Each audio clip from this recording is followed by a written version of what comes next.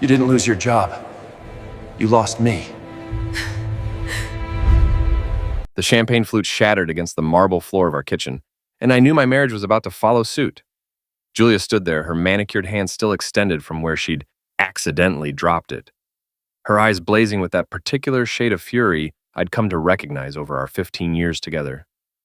"You embarrassed me tonight, Oliver," she hissed, her voice carrying that corporate executive tone she'd perfected at Holloway and Brand. "In front of my colleagues, in front of Darren." Darren, there it was. The name that had been floating around our conversations like a persistent fly for the past 6 months. Darren Fields, the Golden Boy creative director, who was supposedly revolutionizing their advertising campaigns. The same Darren who'd made that snide comment about finance guys who think they understand creativity at tonight's company mixer. "I embarrassed you?" I bent down to pick up the larger pieces of glass, my voice deliberately calm, by pointing out that his revolutionary campaign was basically a rehash of a Nike ad from 2018. "Julia, I was being generous. I could have mentioned the typo in their presentation." She kicked off her designer heels with violent precision, each one hitting the hardwood with a sharp crack. "You don't understand the dynamics at play here, Oliver. This isn't your little world of spreadsheets and quarterly reports. This is about vision, about pushing boundaries." I stood up, glass fragments cupped in my palm, and really looked at my wife. At 40, Julia Reed was still stunning, the kind of woman who turned heads in boardrooms and restaurants alike. Her auburn hair was pulled back in that effortless chignon that probably took 40 minutes to perfect, and her black cocktail dress hugged curves that she maintained with religious dedication to her personal trainer. But tonight, something was different. There was a flush to her cheeks that hadn't been there when we'd arrived at the mixer. Her lipstick was slightly smudged, and I was pretty sure that wasn't from the champagne she'd been nursing all evening. "Boundaries," I repeated, dumping the glass into the trash. "Is that what we're calling it now?" Her eyes narrowed. "What's that supposed to mean?" "Nothing, Julia, absolutely nothing." I loosened my tie, suddenly exhausted. "I'm going to bed. Some of us have early meetings with clients who actually pay the bills around here." I was halfway up the stairs when I heard her phone buzz, then again and again. At 11:47 p.m. on a Thursday night, someone was very eager to reach my wife. From the landing, I watched her snatch up the phone, her face illuminating in the blue glow. A smile, the first genuine one I'd seen from her all evening, spread across her features as she typed rapidly. "Everything okay down there?" I called out. The typing stopped abruptly. "Just work stuff. Go to bed, Oliver. I'll be up in a minute." But she wasn't. I lay in our king-size bed staring at the ceiling, listening to the soft murmur of her voice drifting up from the kitchen. Whoever she was talking to, it was a long conversation. A very long conversation filled with quiet laughter and hushed tones that didn't sound like any work call I'd ever been part of. The next morning, Julia was already gone when I woke up. No note, no goodbye, just the lingering scent of her perfume and a coffee mug in the sink with lipstick stains around the rim. The same lipstick she'd been wearing last night, which meant she'd gotten up early enough to do her full makeup routine before leaving. For a 7 a.m. emergency client meeting, according to the text she'd sent at 6:15. I made my own coffee and settled into my home office, pulling up the financial reports that were actually due today. But my mind kept wandering to that phone call, to the way Julia had lit up when she saw those messages, to the defensive edge in her voice when I'd questioned Darren's creative genius. My phone rang, jarring me from my thoughts. Dave Morrison's name flashed on the screen, my old college buddy who now ran IT security for a downtown firm. "Morning, sunshine." Dave's gravelly voice carried his usual sarcasm. "How was the corporate schmooze fest last night? Did you manage not to insult anyone's artistic vision?" Funny you should ask. I leaned back in my chair, grateful for Dave's timing. "Tell me, in your professional opinion, what would you make of a spouse who's suddenly very protective of her phone and taking mysterious work calls at midnight?"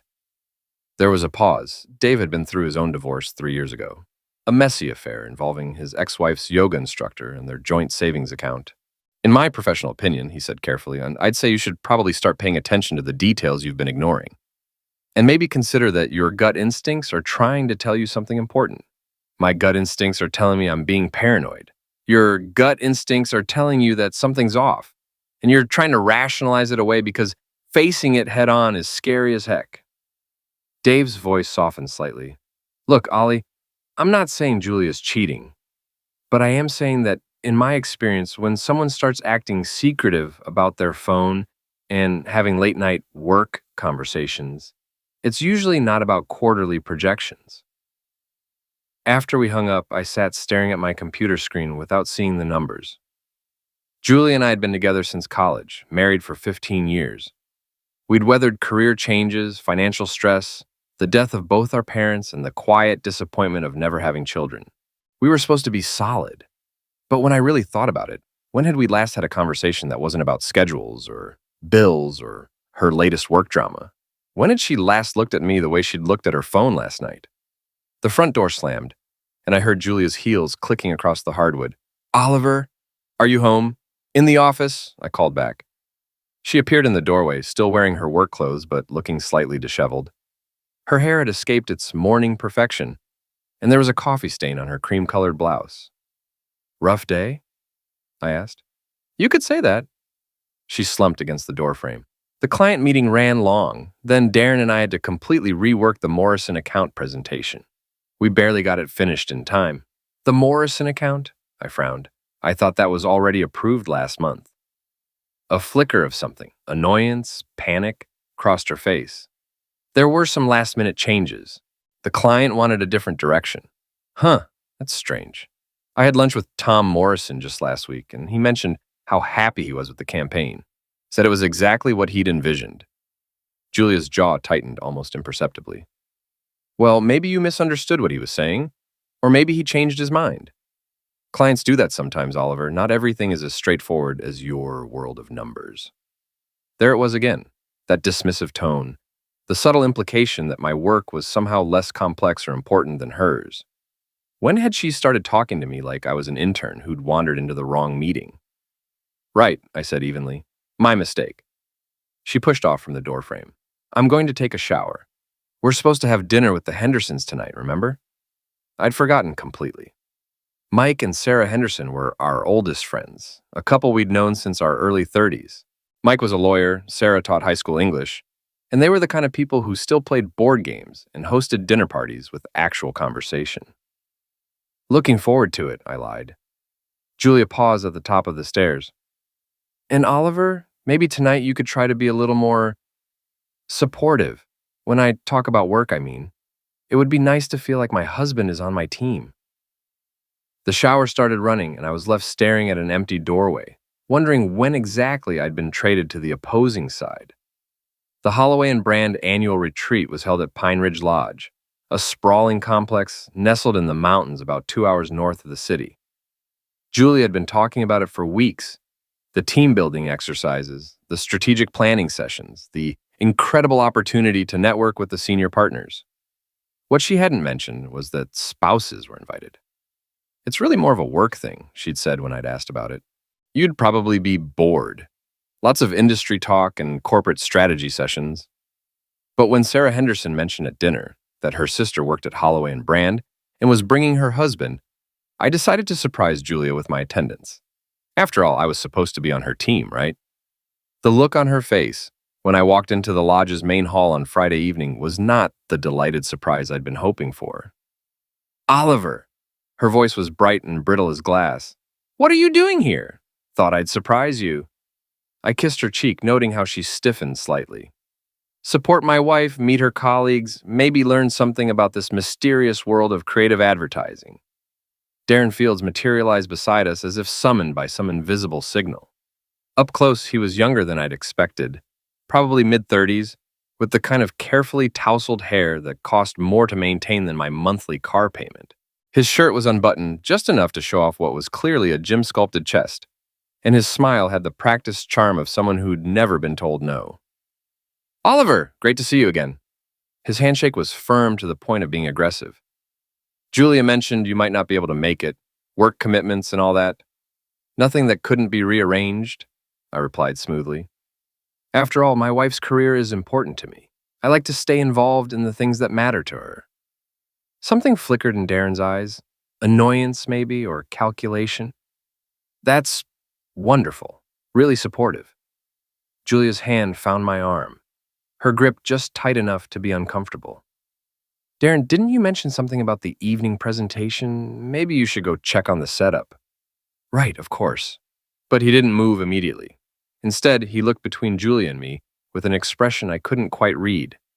I'll catch up with you both later. We have a lot to discuss about the Morrison account, Julia. Maybe after the campfire tonight? After he walked away, Julia turned to me with eyes that could have frozen champagne. What the heck are you doing here, Oliver? I told you, supporting my wife.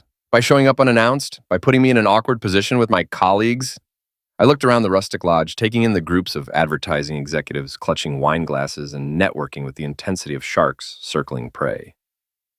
Awkward how? Because your husband wanted to spend a weekend with you? She glanced around nervously, then lowered her voice. Because you don't understand the dynamics here. There are politics at play, relationships that need to be carefully managed. Your presence complicates things. My presence complicates things. I repeated slowly. Julia, do you hear yourself right now? Before she could answer, a woman with silver hair and a power suit that probably cost more than most people's monthly salary approached us. Julia, darling. The woman's smile was warm but assessing. And you must be the famous husband. I'm Margaret Brand, pleased to finally meet you. Margaret Brand, as in Holloway and Brand, as in Julia's ultimate boss and one of the most successful advertising executives on the East Coast. The pleasure's mine, I said, accepting her handshake. Julia speaks about you often.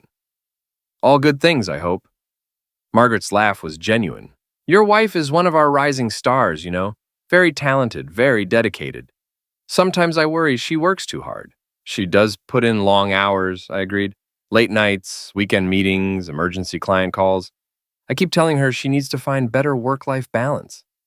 Julia's grip on my arm tightened to the point of pain. Well, that's the price of excellence, Margaret said. Though I do hope she's not overdoing it. We want our people fresh and creative, not burned out. Oh, she seems to have plenty of energy for the projects that interest her, I said pleasantly. Margaret excused herself to mingle, and Julia practically dragged me toward the bar. What was that supposed to mean? She hissed. What was what supposed to mean? That comment about projects that interest me. You're being passive-aggressive, Oliver, and it's not attractive. I ordered a whiskey, neat, and took a long sip before answering. I'm being observant, Julia. There's a difference. The evening progressed with the kind of forced joviality that corporate retreats specialize in. There were icebreaker games and team-building exercises, presentations about market trends and creative innovation. I smiled and nodded and made appropriate small talk, all while watching my wife. She was in her element here, charming and confident, moving through the crowd with the ease of someone who belonged. But I noticed things too. The way her eyes constantly tracked Darren's location, how she laughed just a little too loudly at his jokes during the presentation, the subtle way she positioned herself near him during group photos. And I noticed how he looked at her, not with the casual appreciation of a colleague, but with the focused intensity of a man who was thinking about things that had nothing to do with advertising campaigns. The campfire was lit around 10 p.m., and everyone gathered on the lodge's back deck with drinks and blankets. Someone had brought marshmallows and graham crackers, and the conversation turned to ghost stories and college memories. I was listening to Sarah Henderson's sister tell a story about a disastrous client presentation when I realized Julia was no longer beside me. I scanned the group around the fire, but she was nowhere to be seen. Neither was Darren. Bathroom, I murmured to no one in particular and slipped away from the group. The lodge was quiet inside, most of the guests either at the campfire or already retired to their rooms. I checked the main floor bathrooms, the lobby, even the conference rooms we'd use for the day's sessions. Nothing. I was about to give up when I heard voices coming from the direction of the hiking trail that led into the woods behind the lodge.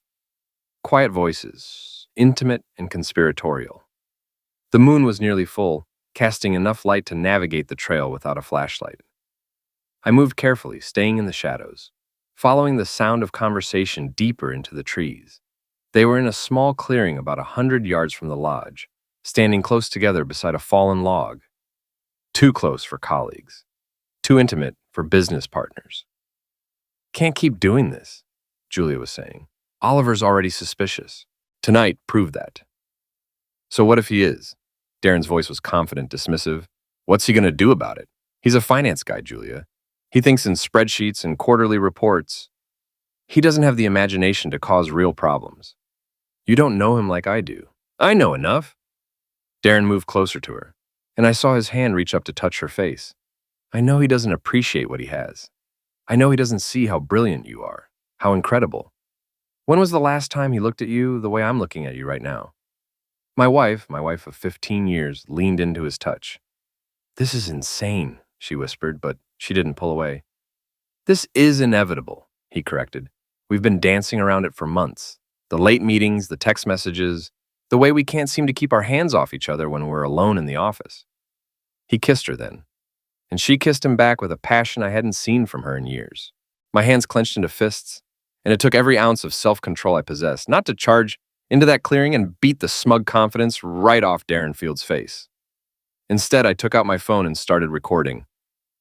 We have to be careful, Julia said when they broke apart. The promotion's too important. If Margaret finds out about us before the announcement, she won't, Darren assured her. And once we're both in senior positions, it won't matter. Office romances happen all the time at that level. We'll just be a power couple.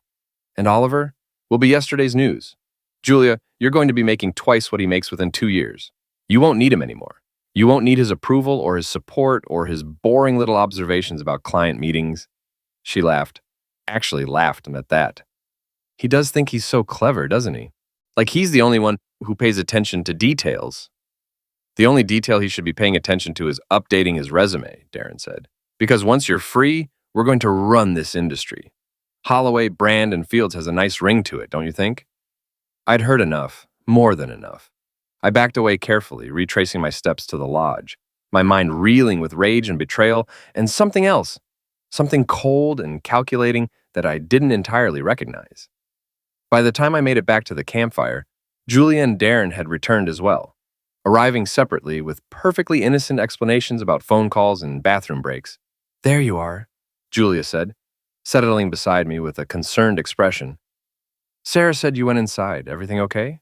Perfect, I said, slipping my phone back into my pocket. Just needed some air. You know how these corporate gatherings can be? All that hot air and networking. Sometimes a man needs to step away and think. Darren, roasting a marshmallow on the other side of the fire, glanced up at my words. For just a moment, our eyes met across the flames, and I saw him register something in my expression that made his confident smile falter. Good, I thought. Let him wonder. Monday morning came with the kind of gray, drizzling rain that matched my mood perfectly.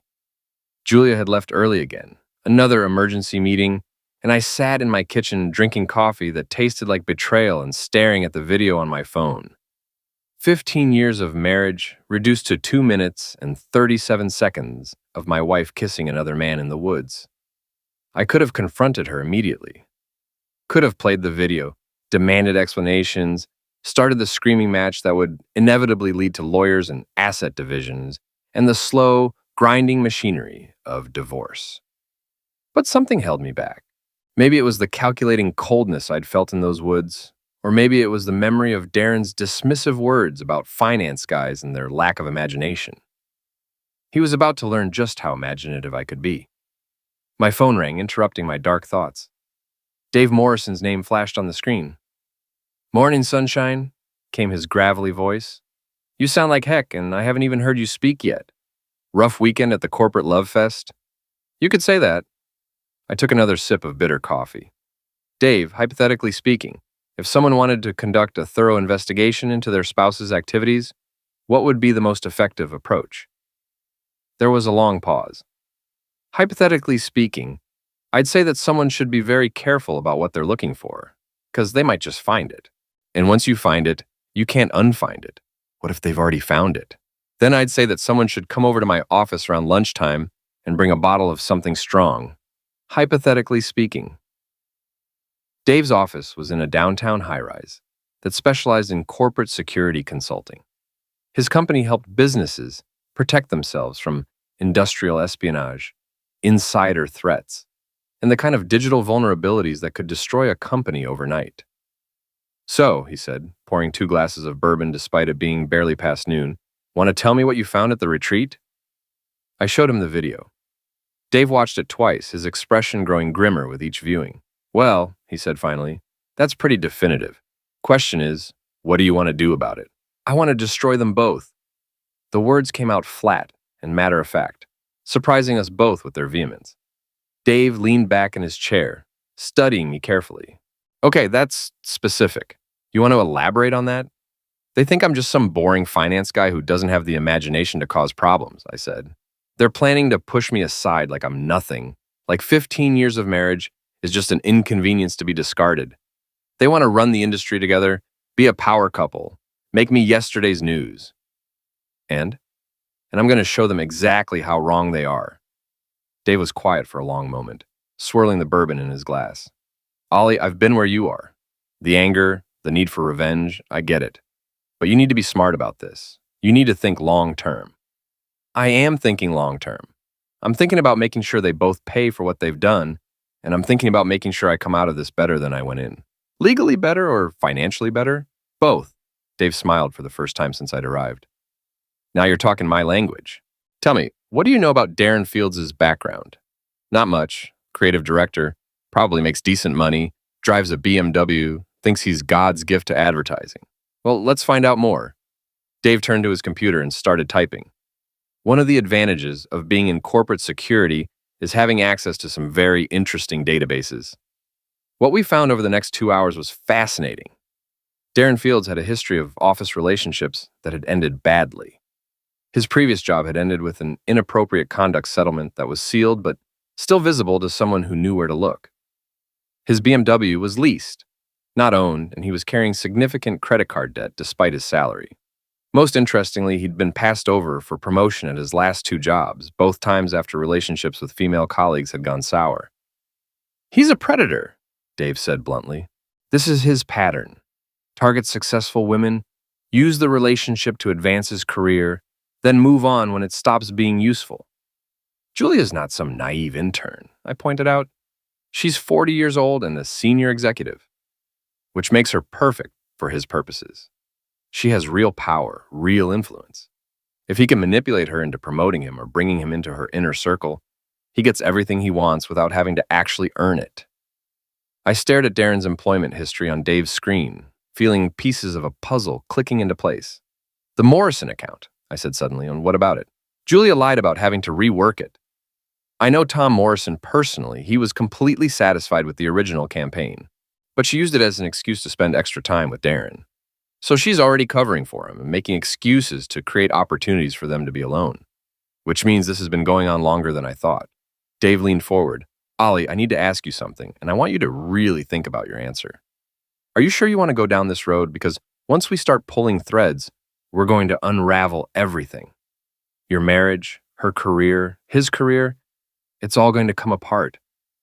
I thought about Julia's laugh when Darren had mocked me. I thought about her dismissive comments about my work, my intelligence, my ability to understand the complexities of her world. I thought about 15 years of shared history being casually discarded so she could play power couple with a man who saw her as nothing more than a stepping stone.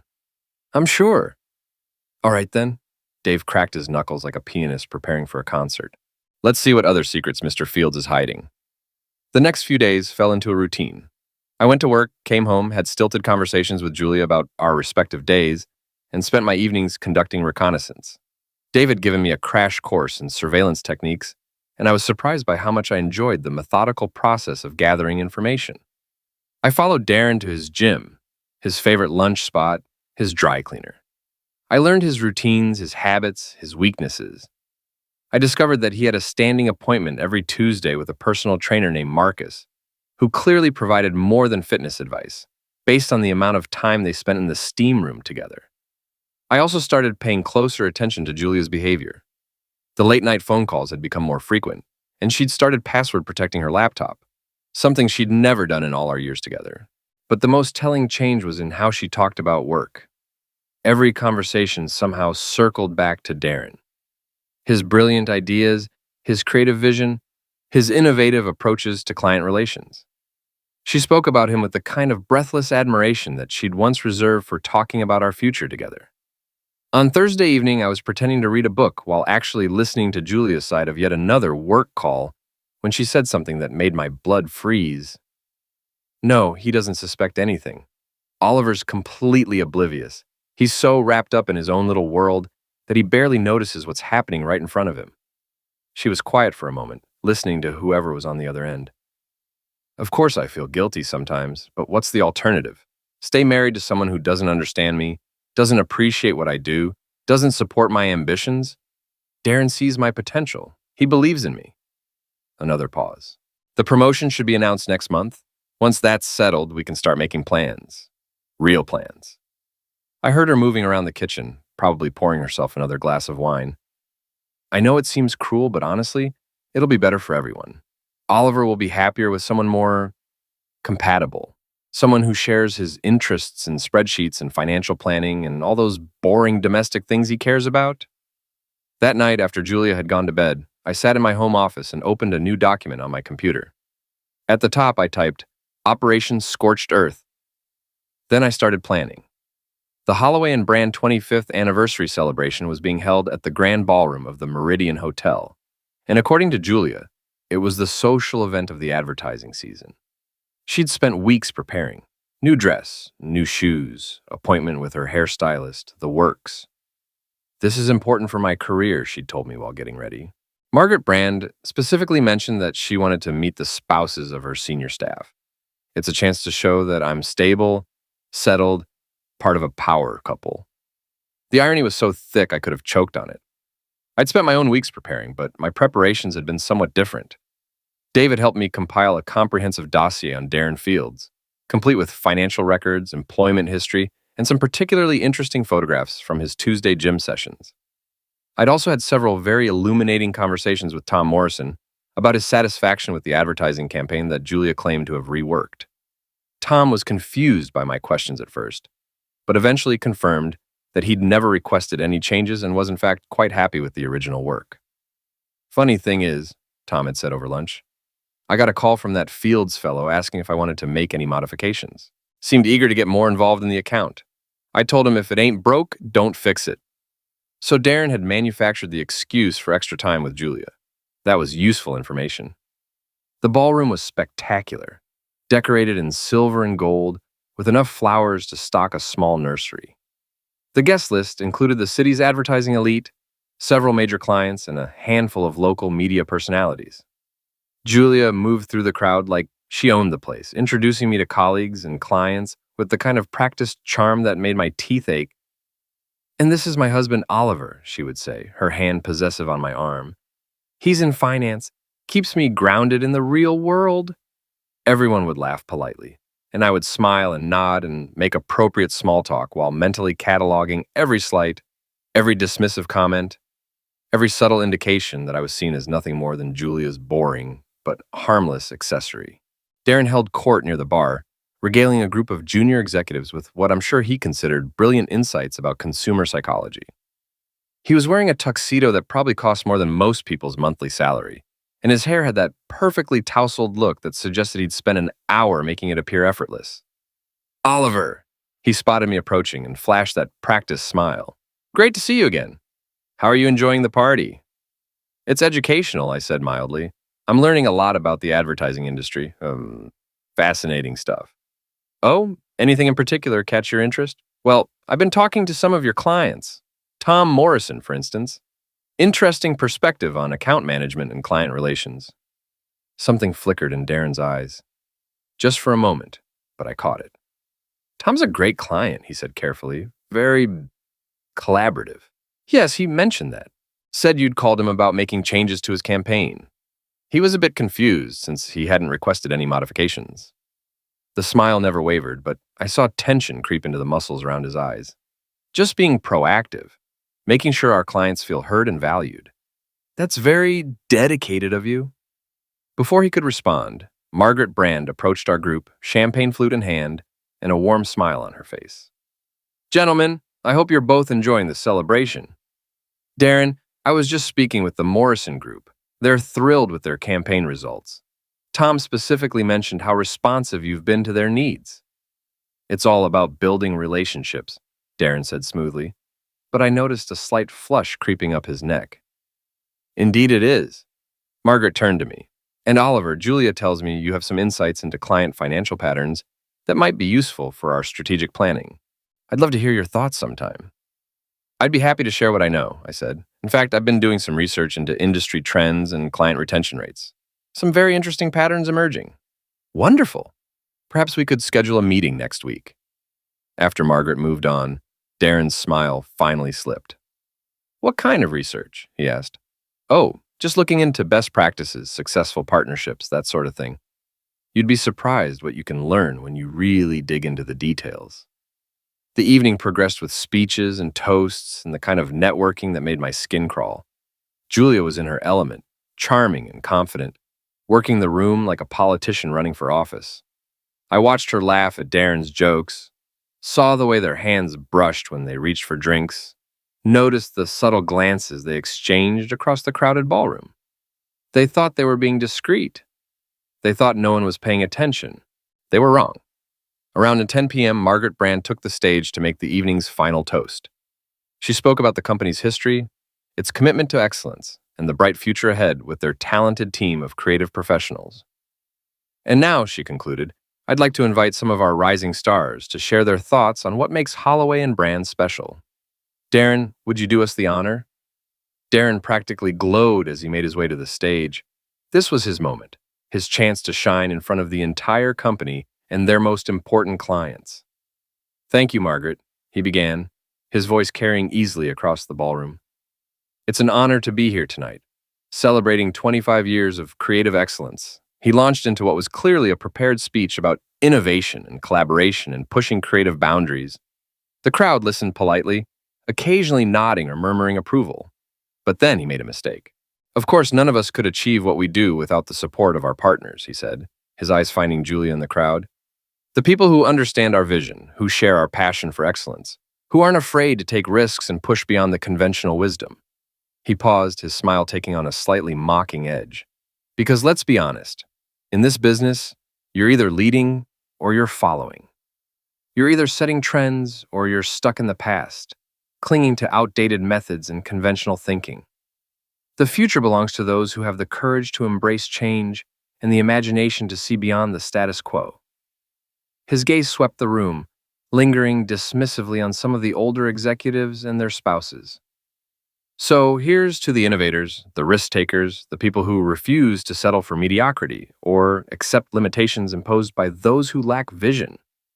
The applause was polite but somewhat confused. Several people glanced around uncertainly, sensing the underlying arrogance in what should have been a gracious toast. Margaret Brand looked particularly thoughtful, her expression unreadable, as Darren returned to the crowd.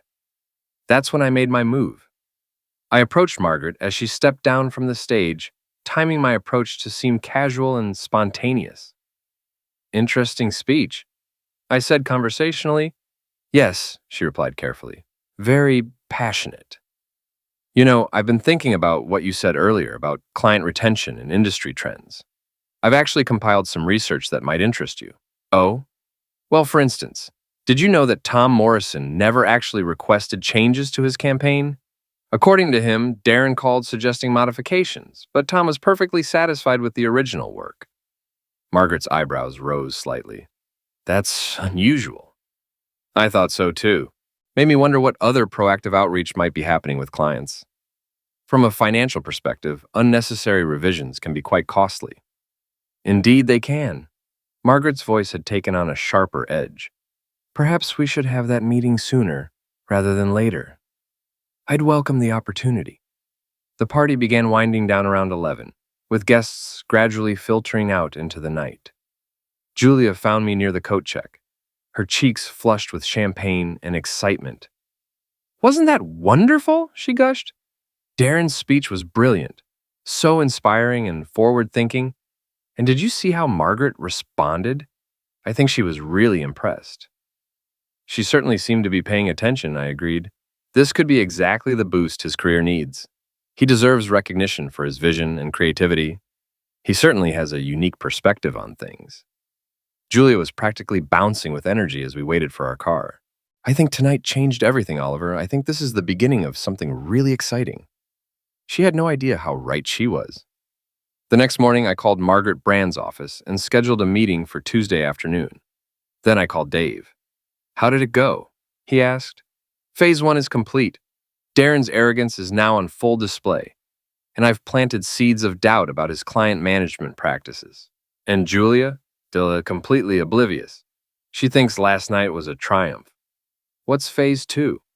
I looked out my office window at the gray November sky, feeling that cold calculation settle deeper into my chest. Phase 2 is where things get interesting. Tuesday's meeting with Margaret Brand took place in her corner office on the 32nd floor, with floor-to-ceiling windows offering a panoramic view of the city. She was a woman who understood the value of intimidation through environment, and her office was designed to remind visitors exactly who held the power in any conversation. But I wasn't intimidated. If anything, I felt more focused than I had in months. Oliver, thank you for coming in. Margaret gestured to a chair across from her massive desk. I've been thinking about our conversation at the anniversary party, and I'm very interested in this research you mentioned. I opened my briefcase and pulled out a carefully prepared folder. I've been analyzing client retention patterns and communication protocols across the industry. Some interesting trends have emerged. For the next hour, I walked Margaret through what I'd discovered. The Morrison account discrepancies were just the beginning. Using Dave's resources and my own financial background, I'd uncovered a pattern of unnecessary client outreach, inflated project costs, and what appeared to be deliberate inefficiencies in Darren's account management. He's been manufacturing problems to justify additional billable hours, I explained, showing her the documentation, creating solutions for issues that didn't exist, then taking credit for resolving them. Margaret studied the papers with the intensity of a surgeon examining x-rays. This is quite thorough, she said finally. May I ask what prompted this investigation? Professional curiosity initially, but the more I dug, the more concerned I became about the potential impact on the company's reputation and client relationships. It wasn't entirely a lie. My motivations might have been personal, but the implications for Holloway and Brand were very real. I see. Margaret set the folder aside and fixed me with a direct stare. Oliver, I'm going to ask you something, and I want a completely honest answer. Is there anything personal motivating this research? I met her gaze steadily. My wife works here, and she speaks very highly of Darren's abilities. If there are professional issues that could reflect poorly on her judgment or the company's standards, then yes. I suppose that makes it personal. Fair enough. She was quiet for a long moment, clearly weighing her options. What would you recommend as next steps? A discreet internal audit of his recent projects. Review client communications, verify billing practices, maybe have some informal conversations with key accounts. And if we find evidence of the patterns you've identified, that would be an internal matter for the company to handle as it sees fit. Margaret smiled. The first genuine smile I'd seen from her. You know, Oliver, you have quite an analytical mind. Have you ever considered a career change? I'm happy where I am, I said, but I'm always interested in opportunities to contribute to my wife's success and the success of her colleagues. After leaving Margaret's office, I drove straight to Dave's building. He was waiting with coffee and the satisfied expression of someone who'd been busy. How did it go with the Ice Queen? He asked. Better than expected. She's going to investigate, and she offered me a job. Seriously? Seriously. I think Margaret Brand respects people who do their homework. Speaking of homework, Dave turned his computer screen toward me. Wait until you see what I found about your wife's recent activities. What he showed me made my stomach clench with a mixture of rage and vindication.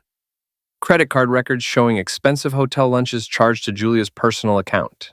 Cell phone records revealing hundreds of text messages and calls between Julia and Darren, many occurring during business hours.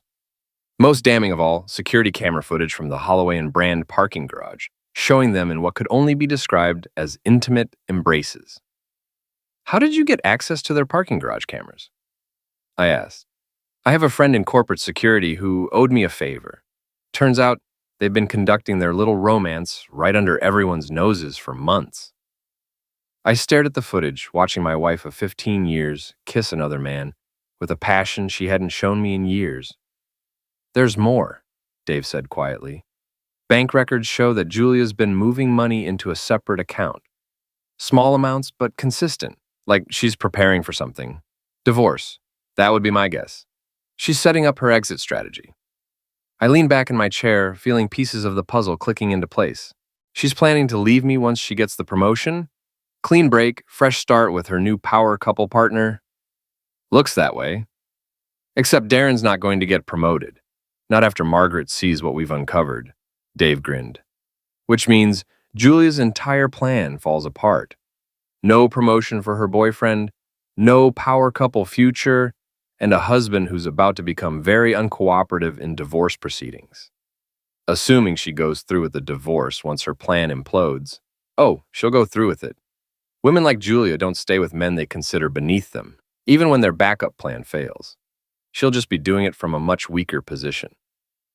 That evening, Julia came home in a mood I'd never seen before, a combination of excitement and nervous energy that had her practically vibrating. "How was your day?" I asked, settling into my usual chair with a book. "Interesting," she said, pouring herself a large glass of wine. "Margaret Brand called a meeting with Darren this afternoon, something about reviewing his recent projects. That sounds positive, shows they're paying attention to his work. Maybe." But Julia didn't sound convinced. He seemed a bit concerned afterward, said Margaret was asking very detailed questions about client communications and billing practices. Well, I'm sure he handled it well. He strikes me as someone who's very confident in his abilities. Julia shot me a sharp look. What's that supposed to mean? Nothing negative. Just that he seems like the type who's prepared for scrutiny, very thorough, very professional. He is professional, she said defensively. He's one of the most talented people at the company. I'm sure he is. But Julia was pacing now, her wine untouched. Oliver, did you say something to Margaret at the anniversary party? About Darren or his work? I looked up from my book with what I hoped was a convincingly puzzled expression. What would I have said? I barely know the man, and I certainly don't know anything about advertising. You mentioned talking to Tom Morrison. I have lunch with Tom occasionally. He's mentioned being happy with his campaign, but that's hardly inside information.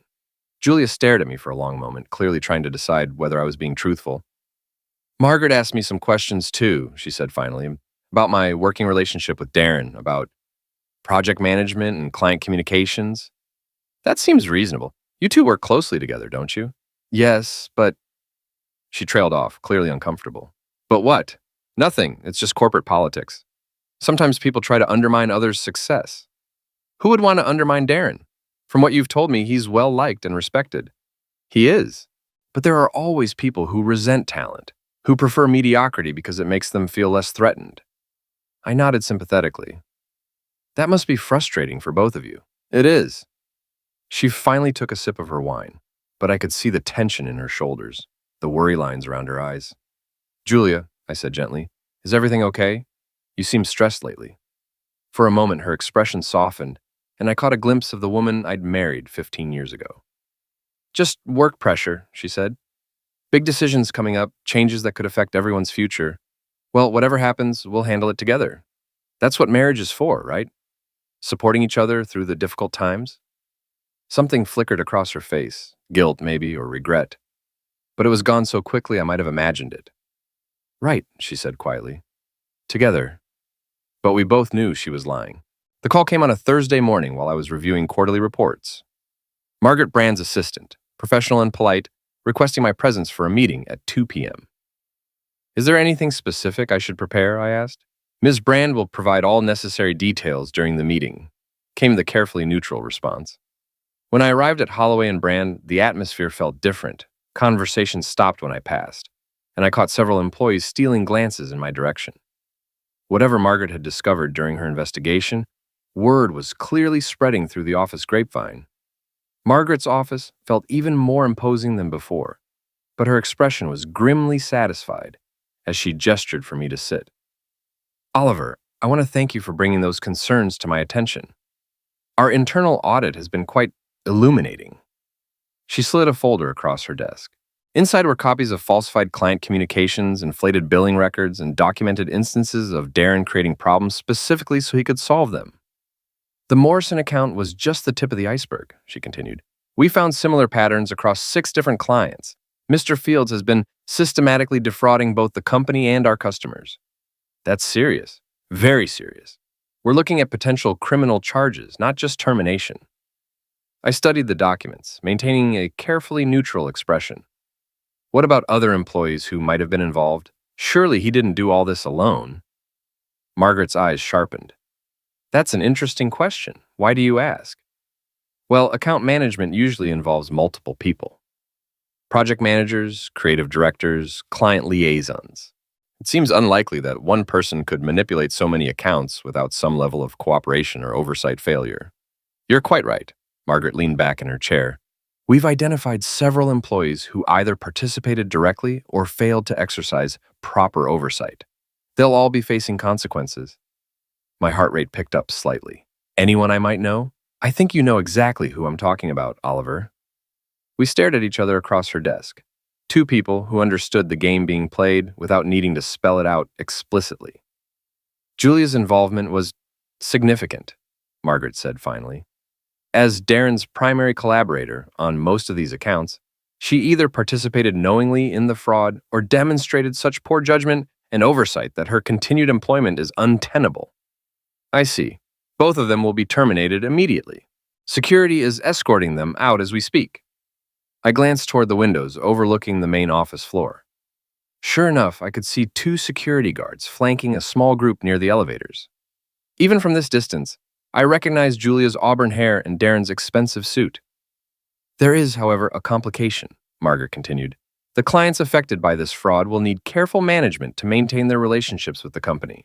We need someone with strong analytical skills and client relationship experience to oversee the transition. That sounds like a significant challenge.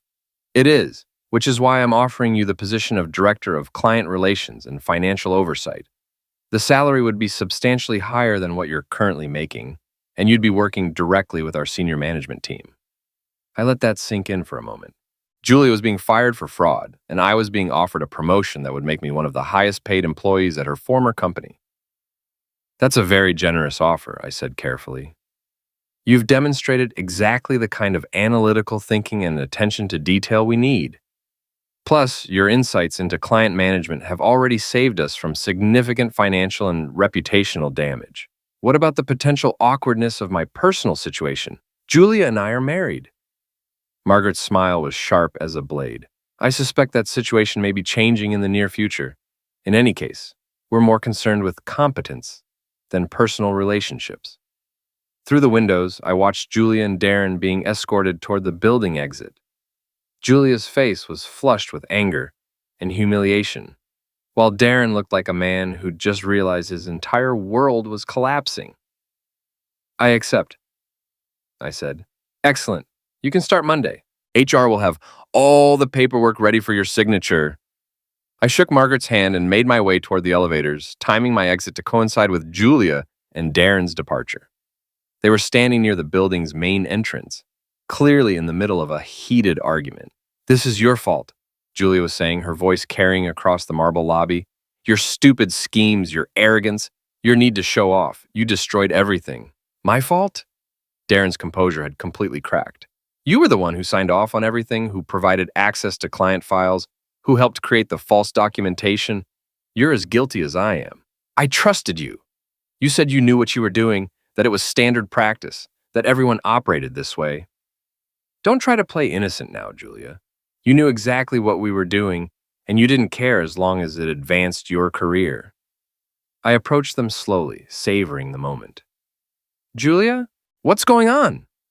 They both turned toward me, and the expressions on their faces were everything I'd hoped for. Shock, fear, and the dawning realization that their carefully constructed world had just imploded. Oliver, Julia's voice was barely a whisper. What are you doing here? I had a meeting with Margaret Brand. Interesting conversation, actually. She offered me a job. Darren's face went white. A job? Director of Client Relations and Financial Oversight. Apparently, they need someone to clean up the mess left by some fraudulent account management practices. Julia stared at me with growing horror. You knew. You knew about the investigation. I initiated the investigation, Julia. Margaret was very interested in the research I'd compiled about billing irregularities and client communication patterns. You son of a witch, Darren snarled, taking a step toward me. You set us up. I documented your crimes, I corrected calmly. There's a difference. Security was watching our conversation with professional interest, clearly ready to intervene if things escalated. 15 years, Julia said, her voice breaking. 15 years of marriage, and you destroyed my career for revenge. I didn't destroy your career, Julia. You did that when you decided to commit fraud with your boyfriend. I just made sure the right people found out about it. We never meant for anyone to get hurt, she said desperately. The clients weren't really harmed. The company made money. Everyone benefited. Everyone except the shareholders, who were paying for unnecessary work. The clients who were being overcharged, and the husband who was being systematically betrayed and humiliated. Darren was staring at me with something approaching respect mixed with his fury. You played us. The whole time, you were playing us. You said I lacked imagination, I reminded him. That I was just a boring finance guy who couldn't cause real problems. How's that working out for you? Julia's professional composure finally cracked completely. I want a divorce, she said, the words coming out like tools. I'm sure you do. Unfortunately, given your current employment status and the potential criminal charges you're facing, you're not exactly in a strong negotiating position. What do you mean? I pulled out my phone and showed them the video I'd recorded at the company retreat. I mean, I have documented evidence of your affair, your fraud, and your plans to leave me once you'd secured your promotions. I also have recordings of you discussing how oblivious and boring I am, and how much happier you'll be once you've discarded me for your power couple fantasy. Julia's legs seemed to give out, and she sank onto a nearby bench. So here's what's going to happen, I continued conversationally. You're both going to disappear from my life completely. No contact, no attempts at reconciliation, no efforts to salvage your careers by implicating each other or anyone else. You're going to accept responsibility for your actions and deal with the consequences like adults. And if we don't, Darren asked, then I release everything to the media, the police, and every major advertising firm in the city. Your names become synonymous with corporate fraud and adultery. Good luck finding work after that. I looked down at Julia, who was staring at the floor with tears streaming down her face. For what it's worth, I said quietly, I really did love you. If you'd just talked to me, if you'd been honest about being unhappy, we could have worked something out. But you chose to lie, cheat, and steal instead. You chose to mock me and dismiss me and plan my humiliation. So now you get to live with the consequences of those choices. I turned and walked toward the parking garage, leaving them sitting in the ruins of their carefully constructed deception. My phone buzzed with a text from Dave. How did it go? I typed back, better than I could have imagined. Drinks tonight to celebrate my new job? Heck yes. I'll bring the good bourbon. As I drove home through the city streets, I felt something I hadn't experienced in months. Genuine satisfaction. Not just revenge, but justice. Not just victory, but vindication. Julia and Darren had thought they were so clever, so sophisticated, so much smarter than the boring finance guy who couldn't see what was happening right in front of him. They were about to learn that sometimes the most dangerous person in the room is the one everyone underestimates. I pulled into my driveway and sat in the car for a moment, looking at the house I'd shared with Julia for the past 8 years. Tomorrow, I'd start the process of reclaiming my life. New job, divorce proceedings, maybe even a new home. But tonight, I was going to enjoy a very expensive bourbon with my best friend and toast the end of my marriage and the beginning of my revenge. It had been a very good day.